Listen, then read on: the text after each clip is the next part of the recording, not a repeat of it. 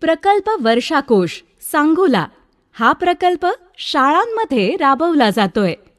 शाळेच्या छताचं क्षेत्रफळ, पर्जन्यमान आणि बोरवेलची स्थिती लक्षात घेऊन प्रत्येक शाळेत रेन वॉटर हार्वेस्टिंग प्रणालीची रचना करण्यात आली आहे. पावसाचं पाणी या रचनेमुळे थेट जमिनीत मुरतं.